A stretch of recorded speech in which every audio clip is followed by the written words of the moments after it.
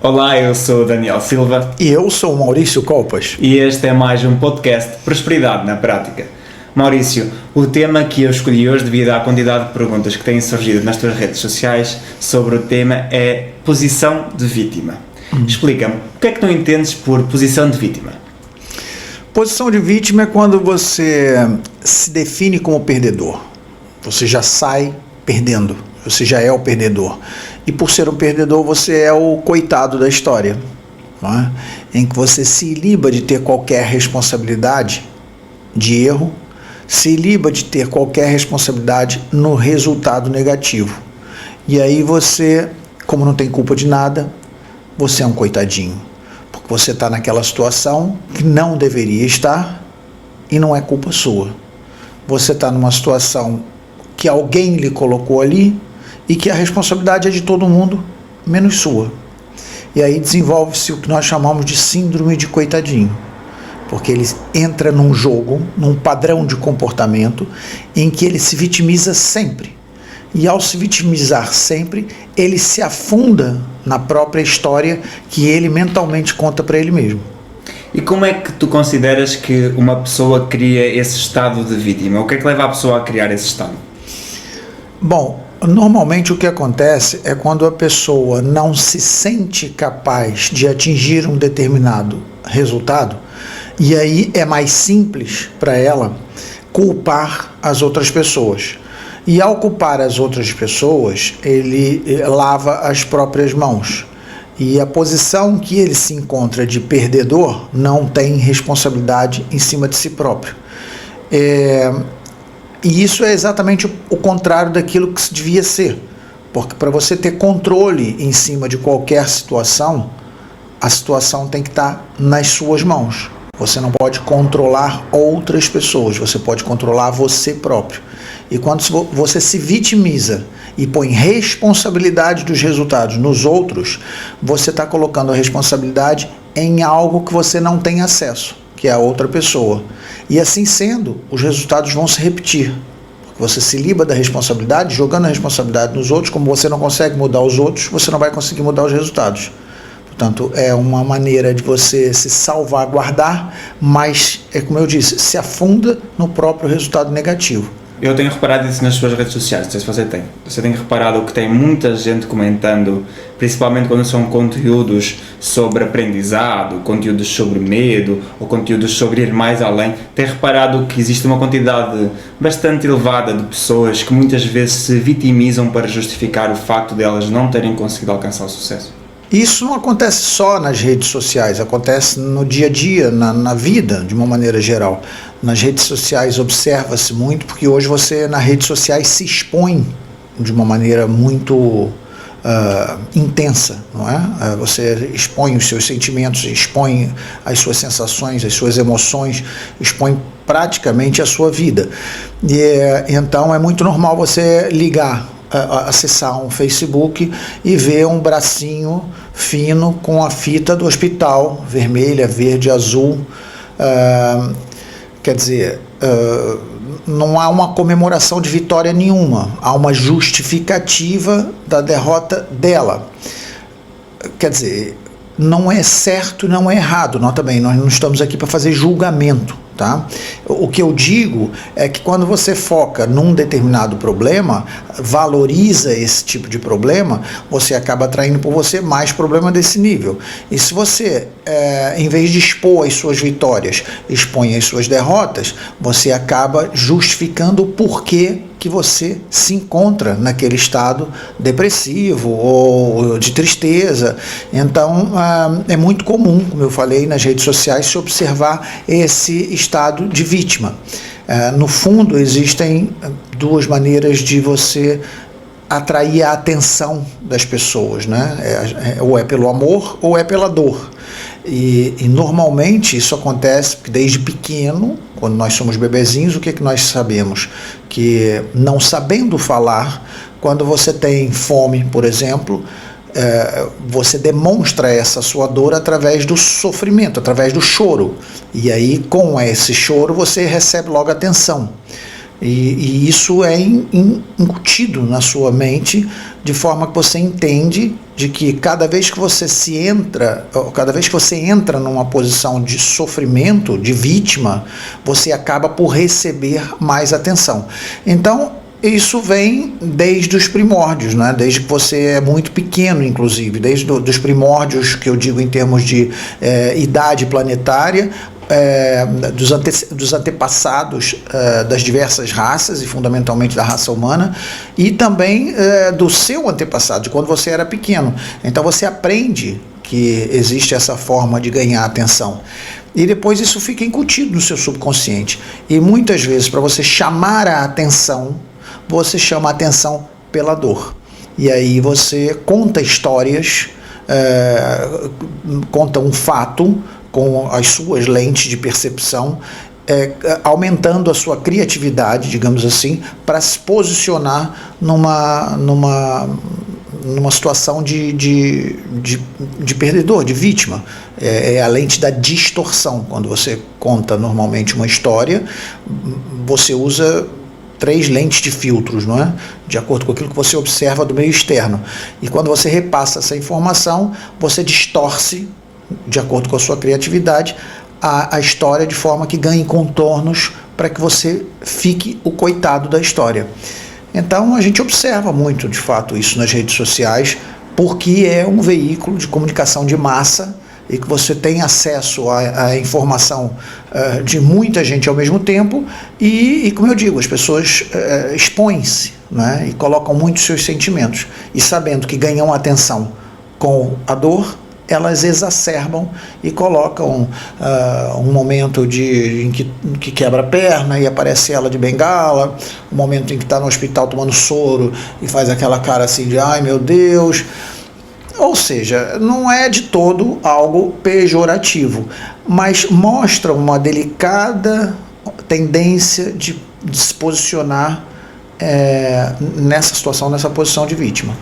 Você acha que a educação ou a resposta que os educadores têm a certas atitudes e a certa forma como as crianças ou até como os adultos que um dia já foram crianças reagem a esses momentos em que se fazem de coitados, ou seja, a reação da outra pessoa à minha posição de vítima, acha que isso pode fazer com que eu repita essa posição de vítima só para ter do outro lado o amor, como tu falaste, ou só para ter do outro lado o carinho, a atenção da pessoa que eu quero chamar a atenção? Sim, isso acontece demais, porque se você não tem a capacidade de percepção de que aquilo é um padrão de comportamento, para que ela consiga ganhar a atenção, ela se faz de vítima e se faz de coitadinha e repete isso muitas vezes, vira um padrão de comportamento.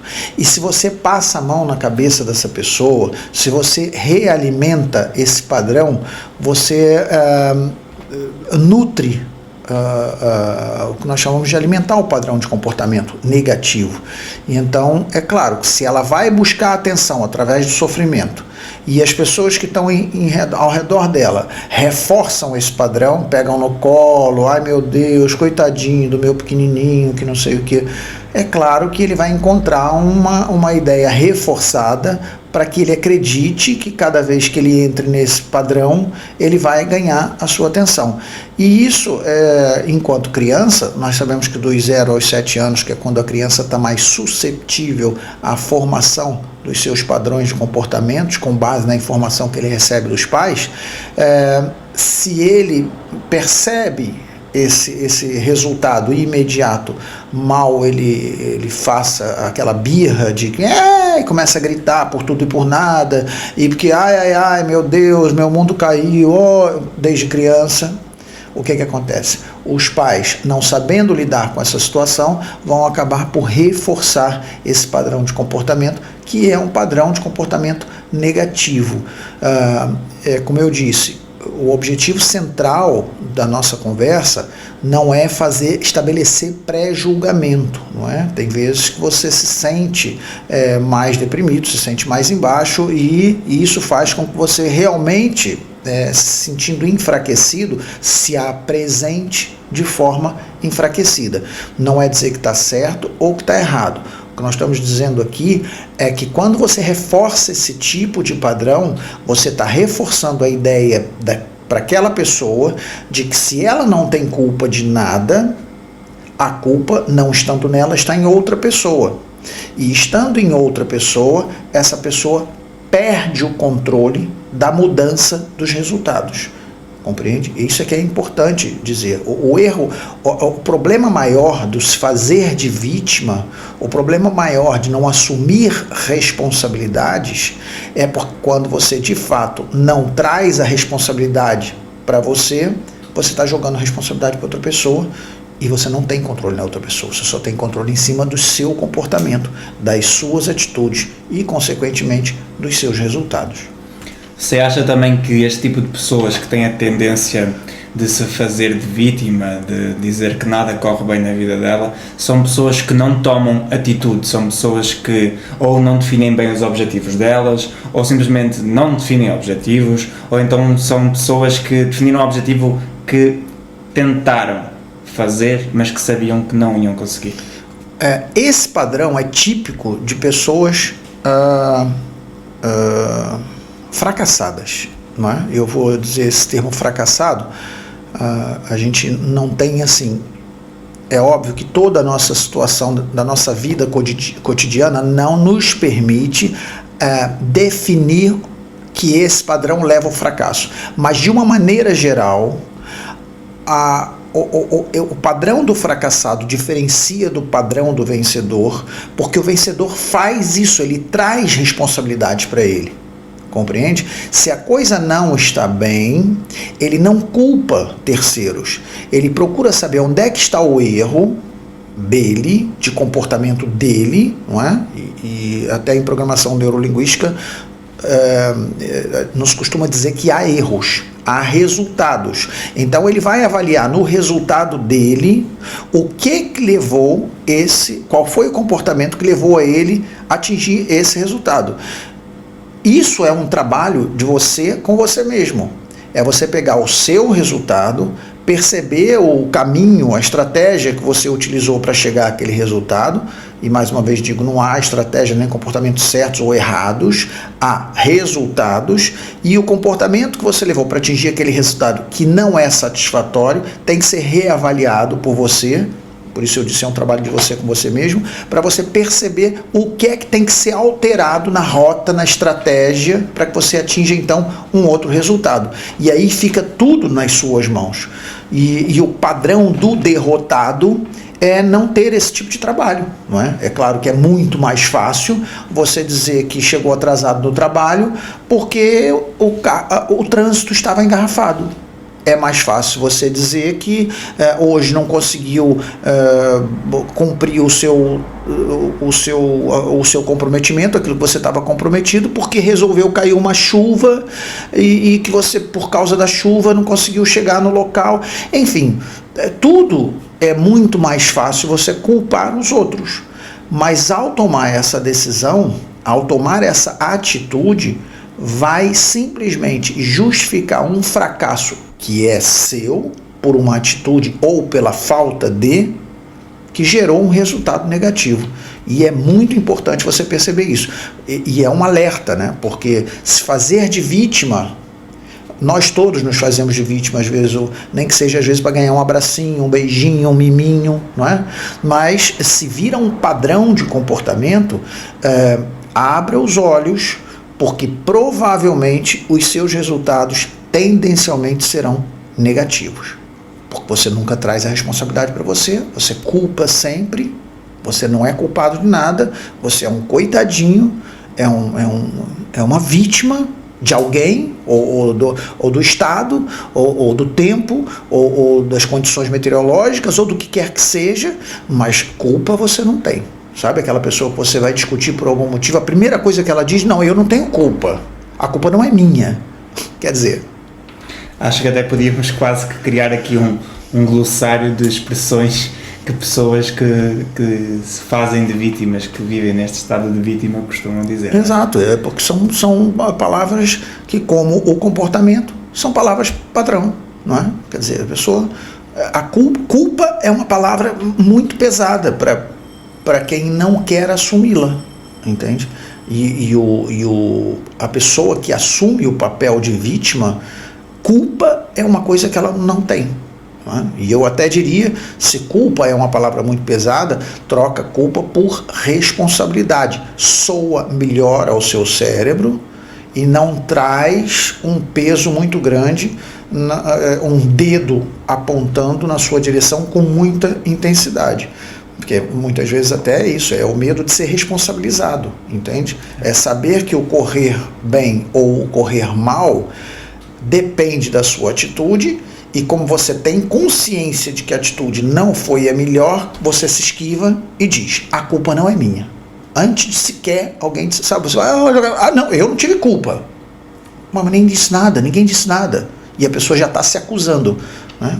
A vítima normalmente até se acusa, porque ela não tem culpa de nada. E é um padrão. Certo. Você falou também que, de certa forma, e em algum ponto, todos nós nos fazemos de vítima, mas não seja para ganhar um abraço, um beijinho, chamar a atenção, um café da manhã na cama, qualquer coisa assim. Todas nós acabamos um pouco por nos fazer de vítima. Mas, sobretudo, aquilo que está aqui em questão é o equilíbrio de até que ponto a posição de vítima dura na tua vida. Ou seja, se todos nós, em certo ponto, queremos a atenção da pessoa de quem gostamos, de um amigo, de uma amiga, dos nossos pais, ou seja, todos nós vamos passar por esse tipo de comportamento, não é? É um comportamento normal no ser humano. Agora, a questão aqui é até que ponto esse comportamento é repetido na vida dessas pessoas. Claro, é exatamente isso, porque, como eu disse, é normal, o bebê faz isso, né? Ele aprende que chorando ele tem a teta, ele tem o mamar, ele tem a mamadeira. Então o sofrimento traz atenção.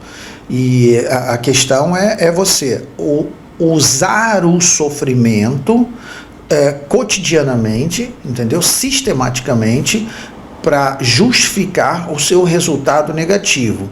E então, em vez de você assumir o resultado negativo, você se fazendo de vítima, as pessoas vão ter pena de você. Ele não é um fracassado, ele é um coitadinho. É diferente, compreende? Então, é preciso ter sensibilidade para perceber com quem você está lidando, não é? E supostamente seria necessário, ou pelo menos quem for trabalhar algum tipo de terapia com pessoas nesse sentido, tem que ter a sensibilidade de fazer com que as pessoas enxerguem que aquilo vira um padrão, entende? E inverter essa situação. Porque é como eu digo, você está doente e não pode ir ao trabalho, você apresenta uma justificativa no trabalho dizendo que não pôde trabalhar porque esteve doente no hospital. E você é uma figura pública, tem que dar satisfação por que não compareceu no espetáculo, ou por que não compareceu diante de uma entrevista, ou enfim, você dá uma explicação usando o veículo de comunicação de massa, quer seja Facebooks e coisas do gênero, ou utiliza mesmo a mídia para informar o seu estado de saúde. É diferente de você, do nada, começar a postar que está no hospital deitado e faz aquela cara, sabe aquela foto padrão? Existe essa foto padrão, né? Bracinho esticado, soro enfiado. Bracinho esticado, aquela fita da cor colorida no hospital.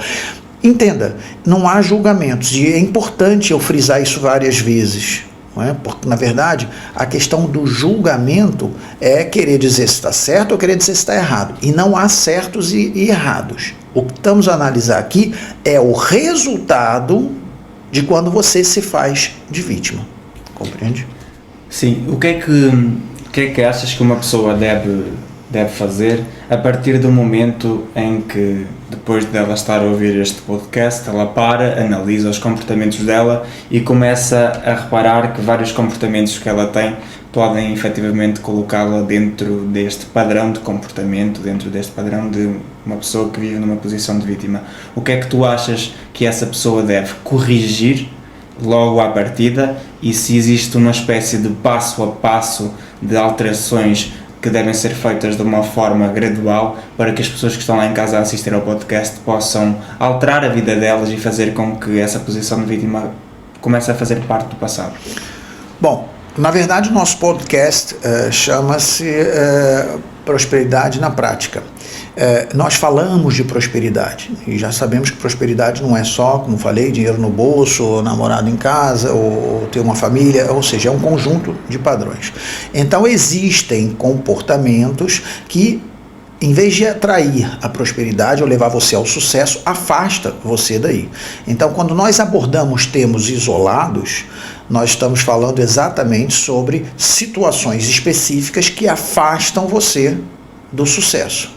Para se obter sucesso, para se obter prosperidade, existe, obviamente, um passo a passo, que começa pela percepção, começa pela compreensão, sim, pelo aprendizado. Quando eu perguntei do passo a passo, é um passo a passo a partir do momento em que a pessoa identifica que ela vive a posição da vítima. Sim, sim, ela é a pessoa que se lamenta, que se culpa. Aquilo que eu queria que fosse explicado para as pessoas que estão lá em casa é: as pessoas entenderam neste momento que elas colocam a culpa nos outros, que elas não se responsabilizam pelos seus atos. Isto porquê? Porque vai haver um podcast que nós vamos falar especificamente sobre prosperidade, e vai haver um podcast determinante e completamente focado nesse tema. Aquilo que eu achava era importante era as pessoas entenderem um pouco a partir do momento que eu entendi. As pessoas estão lá em casa e identificaram-se muito com aquilo que tu disseste. Elas entenderam que elas não trazem responsabilidade para elas entenderam que elas colocam a culpa nos outros, elas entenderam que se lamentam muitas vezes só para ter a atenção da outra pessoa. Aquilo que eu queria que tu pudesses explicar às pessoas é: a partir do momento em que elas entenderam isto, é um passo. Este é um bom passo, né? Ela reconheceu que ela está nesta situação, mas o que é que ela deve fazer a seguir para que ela possa sair desta situação? Bom, é como eu estava a dizer, na verdade, para você atingir a sua prosperidade, há uma linha de comportamento. Esse comportamento específico de vítima leva você ao afastamento do seu sucesso, da sua prosperidade. A primeira coisa que tem que acontecer é, ao ouvir o que nós estamos falando aqui, haver essa identificação que você já disse. A pessoa ouviu, percebeu que o comportamento dela é recorrente. Ela, tudo que acontece nela, ela percebe, porque às vezes acontece muito do caso existir, a situação está instalada, mas a pessoa não enxerga isso, não é? Isso dá-se para tudo, normalmente até com a questão do álcool, né? As pessoas não percebem quando estão a exagerar no álcool, as pessoas não conseguem perceber quando estão a exagerar na comida, não conseguem perceber quando estão a exagerar enfim, no que quer que seja. Dessa forma, as pessoas não conseguem perceber que estão a exagerar na isenção de culpa. Então, quando ela toma essa consciência, o que ela deve fazer a seguir é criar um processo neurológico, né, um caminho neurológico que fundamentalmente faça ela analisar todos os seus resultados negativos, partindo do princípio que ela tem a responsabilidade. Isso é um exercício, isso não é simples, fundamentalmente para a pessoa que vive esse padrão de irresponsabilidade, esse síndrome da vítima, que ela nunca tem culpa, ela não está acostumada a se culpar. Então ela vai ter que criar um caminho neurológico em que ela passe a ver que todo o resultado, sem exceção, todos os resultados têm a ver com o comportamento dela. Então, identificar como um padrão de comportamento essa posição de vítima é o passo número 1? Sim, não tenha dúvida. Mas depois, fazer o quê? Não basta você identificar. Então você tem que fazer esse exercício de identificação, de transmutar as responsabilidades dos outros, trazer para sua mão. Como eu dei aqui o exemplo chega atrasado no trabalho, né? Eu já gravei um vídeo, inclusive, falando sobre isso. Por que eu vou responsabilizar a prefeitura? Porque não cria novos caminhos para eu chegar no meu trabalho. Não está nas minhas mãos, eu não sou prefeito. Eu não vou resolver culpando a prefeitura. Eu vou culpar, todo mundo resolve sair sempre no mesmo horário e vira um tumulto desgraçado, que é a tal chamada hora do rush. Eu não tenho controle nas outras pessoas, cada um sai a hora que quer sair, e eu não posso controlar isso. Então o que eu tenho que fazer? Eu tenho que trazer isso para mim. Se eu não sou prefeito, eu não consigo controlar construções de estrada. Se eu não sou Deus, eu não consigo controlar a meteorologia, se vai chover, se vai andar. Se eu não sou o controlador de toda a massa humana que circula na rua, não é? Eu não posso mudar o resultado de chegar atrasado indo por aí. Então, quais são as alternativas que eu tenho? Eu vou procurar caminhos que não aquele. Eu vou procurar sair mais cedo, meia hora, que me impeça ou não me obrigue a ficar num engarrafamento. Então não é só identificar, eu tenho a ver com esse padrão, eu sou um padrão de vítima, eu culpo sempre. Então pensa, veja quais são os seus resultados e faça um exercício de autorresponsabilização dos seus resultados. Você acha que de alguma forma esse padrão de vítima, essa posição de vítima, também pode estar relacionado com outros padrões menos eficazes a nível de resultados na vida de uma pessoa? Por exemplo, pegando no exemplo que acabaste de dar, uma pessoa que chega atrasada ao trabalho não tem só o padrão de vítima de que estava muito trânsito. Se ela chegou atrasada ao trabalho também foi porque ela já saiu tarde. Porque se ela tivesse saído na hora, ela ia chegar na hora. Se tivesse saído mais cedo, ela ia chegar mais cedo. Ela saiu tarde. Porque trânsito, como nós já sabemos, em todas as cidades tem uma hora em que provavelmente vai estar mais trânsito. Então, quando isso vira um padrão, chegar tarde ao trabalho, já são dois padrões que estão juntos, que é aquilo dela se lamentar, dela trazer a posição de vítima com certeza, e o padrão de atraso, dela não chegar na hora. Você acha que, de certa forma, estes padrões, estes e outros padrões podem andar juntos para reforçar ainda mais esse padrão? Com certeza. Isso porque as pessoas são vítimas, elas se fazem de vítimas porque é uma situação recorrente. Então o fato dela chegar atrasado tem a ver com o fato dela fazer tudo atrasado. A forma como você faz uma coisa é como você faz todas as coisas. Isso é uma frase chavão e que funciona assim. A forma como você lidar com uma situação é a forma como você lidar com todas as situações. Se você está chegando atrasado no seu trabalho, garantidamente você chega atrasado em todos os seus compromissos. E garantidamente você nunca está na hora para nada. E então, você, em vez de entender isso como uma responsabilidade sua, você adiciona esse padrão do atraso ao seu padrão de comportamento de vítima e toca justificar, e toca culpar, entende? E você vê isso na escola, quando a criança recorrentemente não entrega trabalhos em casa. Isso é uma atenção que os pais têm que ter com o comportamento dos filhos, porque é de pequeno que as coisas começam a acontecer, não é? E muitos exemplos, inclusive, nós tiramos da nossa própria convivência na nossa própria casa. Os pais têm que ter cuidado para ver se eles não estão dando a informação ao filho de que chegar atrasado é normal. Porque se os filhos vivem com os pais e os pais são a apoteose da verdade, porque dos 0 aos 7 anos os pais, e fundamentalmente a mãe, não é? É a apoteose da verdade, e se os pais começam a cometer um padrão de comportamento que vai comprometer a vida dos pais, os filhos vão achar normal. Então, isso é muito importante, perceber dentro da nossa própria casa que tipo de comportamento nós estamos tendo, para que nós não estejamos influenciando os nossos filhos. Certo.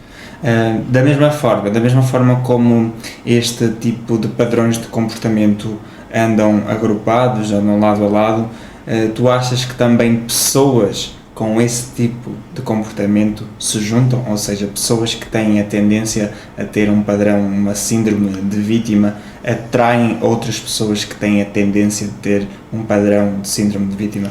Sim, aí tem a ver também com a energia que você se envolve. Quando você se faz de vítima e você é a coitadinha, a pobrezinha, a injustiçada, Você conta essa história para você mesmo.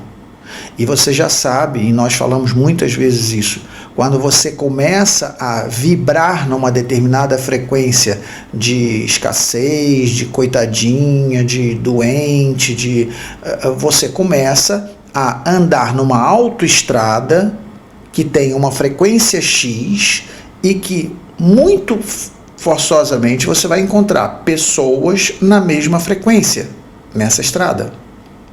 É como se as frequências fossem, isso eu estou dando um exemplo figurativo, como se as frequências fossem divididas por autoestradas, por estradas.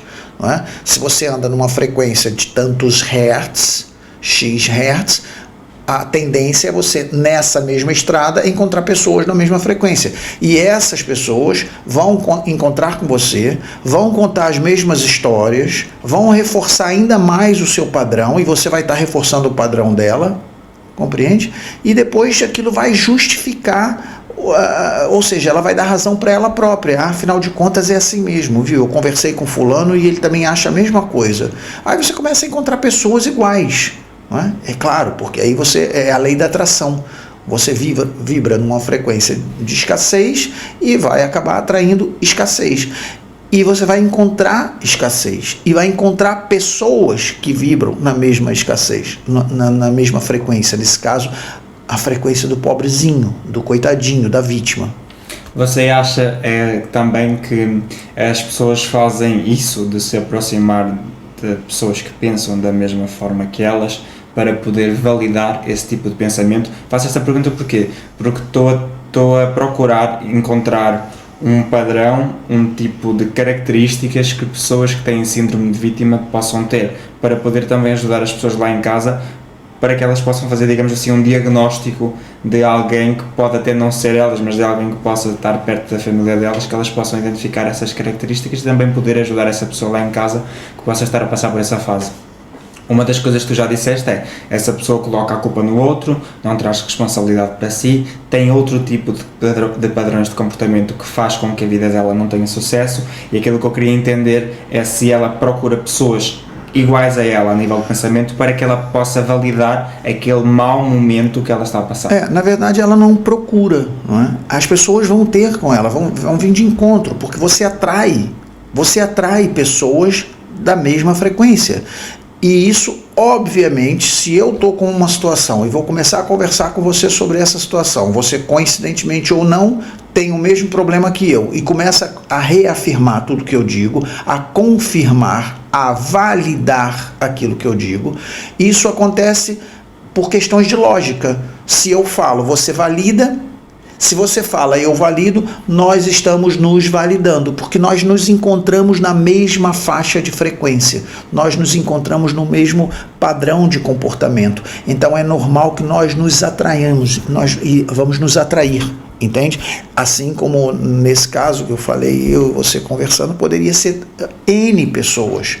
E depois, ao validar essa informação, ela se afunda mais, porque ela não enxerga que ela está trazendo isso para ela não enxerga. A partir do momento em que ela detecta, mas será que eu sou assim? Opa, meio caminho andado.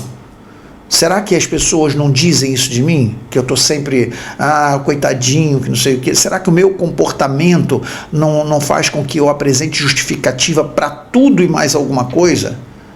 E aí você entendendo isso, já é meio caminho andado, porque aí você busca a sua autocura, digamos assim, e não há outra alternativa, senão você começar a fazer, como eu disse, o exercício de trazer a responsabilidade para você. Ia pegar aqui alguns exemplos de tipo de comentários que aparecem, que nós fomos identificando até nas tuas publicações, de pessoas que se lamentam, por exemplo, de que no Brasil o estado do país está um caos, que ninguém consegue ter prosperidade no Brasil por causa da instabilidade política, que a diferença entre o real, o dólar e o euro está cada vez maior, que a conversão é horrível, que eles só querem sair do país. Porquê é que as pessoas se lamentam isto? Porquê é que tu achas que as pessoas procuram tanto lamentar-se em cima de uma situação Porque, na verdade, o que ela está acontecendo? Ela tem uma situação de insucesso, de fracasso, ela não quer trazer responsabilidade para ela, então o mais fácil é dizer que o país está em crise. Não é? E o que acontece? No Brasil, hoje, há um excesso de informação validando essa crença em que o problema está no país. É claro que o país passa por determinadas situações delicadas. Agora, como isso vai influenciar você, é que é a grande questão. Porque, na verdade, nada pode te influenciar. Não é? Você é uma pessoa qualquer, uma pessoa irritante. Não é? Me irrita com aquele comportamento. Na verdade, você não é irritante, você não tem o poder de me irritar. Sou eu que me permito ser irritado por você. Olha eu trazendo a responsabilidade para mim. O Daniel é muito irritante. Estou botando a culpa no Daniel. Estou lavando as minhas mãos. Olha a diferença. Eu estou me deixando irritar pelo Daniel. Eu já tenho responsabilidade. Está nas minhas mãos, eu consigo resolver. Basta que eu não me deixe irritar pelo Daniel. O Daniel pode ser a pessoa mais chata, mais alegre, mais contente, pode ser mais tudo o que ele quiser. E eu me permito ser incomodado ou não. A situação do país é uma situação grave, é uma situação isso, aquilo outro, que não me interessa, eu vivo naquele país ou não vivo naquele país, aquela situação me traz alguns problemas. Adianta eu dizer que a culpa é da variação do dólar? Eu não sou o presidente do país. Eu não tenho uma potência econômica eficaz para alterar a variação do dólar. O que eu tenho que trazer para mim? São os meus resultados que estão ruins? É a minha empresa que está correndo mal? Então, em vez de eu ficar culpando o país, eu vou pensar no que eu estrategicamente posso fazer para contornar essa situação.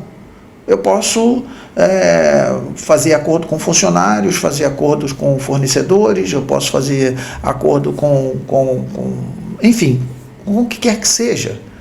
Se for necessário perder funcionários porque tem um excesso de funcionários, você não vai estar gerando problema. É claro que o empregado perdendo o emprego, ele vai ter um problema para ele resolver. Se você puder evitar isso, você vai fazer isso. Não é? Mas a questão é você, em vez de ficar de braço cruzado, vendo a sua empresa afundar, e culpando o Estado, e culpando a crise do país, e culpando a economia, e culpando o mundo, e a sua empresa afundando, você, quando traz a responsabilidade para você fala, não, eu sou dono da minha empresa, o que eu posso fazer para contornar essa situação? Entende? E isso eu falei a nível de grandes empresas, mas você pode trazer isso para a sua vida dentro da sua própria casa. Entende? Quando você tem o seu quarto, ou a sua casa, vamos dizer, o seu quarto mesmo bagunçado, e você mantém aquilo desorganizado, você não consegue encontrar nada, aí você tem a tendência de falar assim, foi o fulano que entrou aqui e organizou. Quer dizer, a pessoa que vai ali para arrumar o seu quarto vai para ajudar a você. Aí você, em vez de dizer que a responsabilidade é sua, porque você não tem as coisas organizadas, a sua casa está um caos, como se você fosse o único morador da casa. Não é? Então, é mais fácil você dizer, eu tenho a minha desorganização organizada, eu sei onde está a minha confusão. Quer dizer, mas você não mora sozinho, você mora com outras pessoas, você mora com seus pais, você tem uma funcionária ou não dentro de casa, uma empregada doméstica ou não dentro de casa, que vai botar em ordem as coisas. Não é? E o que é mais certo? É você trazer a responsabilidade para você. São documentos seus, tem a sua pasta de documentos. São exercícios seus da faculdade, da escola, do trabalho, do que quer que seja, tem aquilo organizado. Porque depois você vai perguntar onde é que está. Quem foi que entrou aqui e mexeu? Não é? Então, a questão de responsabilizar o outro tem muito que se diga no que diz respeito à isenção de culpa no cartório, né? De responsabilidade nos resultados. E você só pode mudar isso quando você, primeiro, tem a consciência e, segundo, faz o exercício de trazer essa responsabilidade para você. Bem, acho que tem sido um podcast bastante produtivo e bastante esclarecedor neste sentido, e até para as pessoas se poderem autoanalisar e poder melhorar a sua situação. E antes de terminarmos, não queria deixar de fazer esta pergunta, que é, depois de nós assistirmos a este conteúdo, nós começamos a ter a noção também de que há pessoas perto de nós que sofrem disto. Qual é o papel que nós temos, se é que temos, ou o que é que nós podemos fazer ajudar, o que é que nós podemos fazer para ajudar esse tipo de pessoas, que nós conseguimos olhar para elas e dizemos assim, porra, esta pessoa passa a vida a lamentar-se, esta pessoa passa a vida a falar mal. O que é que nós podemos fazer para ajudar essas pessoas? Primeiro, nós não podemos fazer nada. Ninguém pode fazer nada por ninguém. Quem tem que querer ser ajudado é a outra pessoa. E por que eu digo isso? Porque você só pode ter acesso, só pode dar acesso à ajuda, primeiro, se a pessoa aceita ou procura essa ajuda. Porque se você ainda vai insistir com uma pessoa que não quer tratar do problema, ela ainda vai se virar contra você, ainda vai brigar com você. E você ainda é culpado, mais uma vez, por desestabilizar ela, quando no fundo você só quer ajudar. Então, primeiro, não tenha responsabilidade, isso sim, você não tem que ter responsabilidade nenhuma, porque não está nas suas mãos. Não traga para você a responsabilidade daquilo que não é seu. Se tem uma pessoa que é vítima, que é a coitadinha, que é isso, que é aquilo, ela só vai ser ajudada se ela se permitir ser ajudada. Então, passo número 1 é que essa pessoa tenha consciência. E se ela quer ser ajudada. Senão, o que você pode fazer é experimentar mostrar o caminho. Mas se ela não estiver disposta, ela vai... Nota bem, você está fazendo exatamente o contrário daquilo que ela quer. Porque ela quer se livrar de responsabilidade. Ela não quer ter culpa. E quando você mostra que ela tem culpa, ela pode... Aí você vai piorar a situação. Então, isso a pessoa tem que perceber que é uma ajuda que ela precisa buscar por ela própria. Você pode dar um vídeo desse, por exemplo, a pessoa vai ouvir, pode ser que a ficha caia ou não. A partir do momento que ela tenha conhecimento, que ela vai buscar um esclarecimento, que ela vai falar com você e discutir, o que você acha? Ela já está aberta. Está aberta a entender que isso é de fato um problema. E a melhor forma de você mostrar para as pessoas essa situação é mostrar para ela que o resultado que ela tem na vida dela hoje é produto da atitude que ela tem tido. Entende? E a partir do momento que ela entende que todo o resultado é produzido pelas atitudes dela, ela já entende a linguagem de responsabilidade. Não é? E aí é jogar com exemplos, não é? É explicar de acordo, como nós estamos conversando aqui, pode-se conversar normalmente. Porque eu acho que o que nós estamos falando aqui não é nenhum absurdo de se entender, não é? É uma coisa óbvia.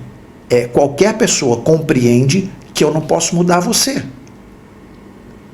Você que tem que se mudar, que tem que ter essa percepção de que precisa ser ajudado. Não é? Então, como eu disse a você, tem pessoas que chegam em casa, ai, meu marido me irrita, eu não aguento mais, porque o meu filho isso, a minha esposa aquilo, porque a culpa é do outro, entende? A culpa é do outro. Primeiro, você tem que entender que cada um tem uma cabeça, cada um tem uma forma de ver o mundo, e só isso já lhe dá a chance grande de viver pacificamente, porque quando você entende que cada um tem uma forma de ver o mundo, nós vamos falar sobre isso num podcast específico, você vai entender que a imagem que essa pessoa cria do mundo não é a mesma imagem que você cria do mundo. Então você tem que respeitar a ideia do outro. A partir daí você já cria uma zona de conforto, ou uma zona de conforto não é isso que eu quero dizer, cria uma zona uma zona pacífica, de não conflito. Compreende? E a partir daí ela vai estar disposta a uma comunicação, a um diálogo, né? E ela vai entender que se ela não consegue mudar você, como no exemplo que eu estava falando, a pessoa chega em casa porque a culpa é do meu marido, a culpa é da minha esposa, você não vai mudar essas pessoas. Você então traz para você e muda você, né? Se ele te irrita, faça com que ele não consiga te irritar. E aí, se aquilo for um padrão de comportamento, ele vai ver que não funciona mais. Né? Então, eu acho que o mais importante da nossa conversa hoje é se eu tivesse que resumir essa conversa toda numa frase, seria: traga a responsabilidade de tudo que você vive para você. Só assim você pode mudar. Você não vai mudar nunca nada que esteja nas mãos de outras pessoas. Você só consegue mudar aquilo que está nas suas mãos. É como eu resumiria facilmente a conversa de hoje. Obrigado. E é então com essa frase que chegamos ao fim do segundo podcast da Prosperidade na Prática. Traga a responsabilidade para você. Eu sou o Daniel Silva. E eu sou o Maurício Golpas, e na semana que vem nós estamos aí mais uma vez, terça-feira, trazendo mais novidades, mais um tema para discutir. Você já sabe, se você gostou, clica, compartilha e deixa também a sua mensagem. Faça as suas questões, coloque as suas perguntas sobre o que quer que seja. A gente vai sempre selecionar as melhores perguntas, vai sempre tentar responder ao máximo todas as perguntas que puderem chegar. Nós vamos responder todas as perguntas que chegarem, mas dentro daquilo que seria o mais enquadrado dentro de cada assunto. Portanto, faça isso. Clique, compartilhe e deixe a sua questão. Obrigado pela sua companhia. Até terça-feira que vem.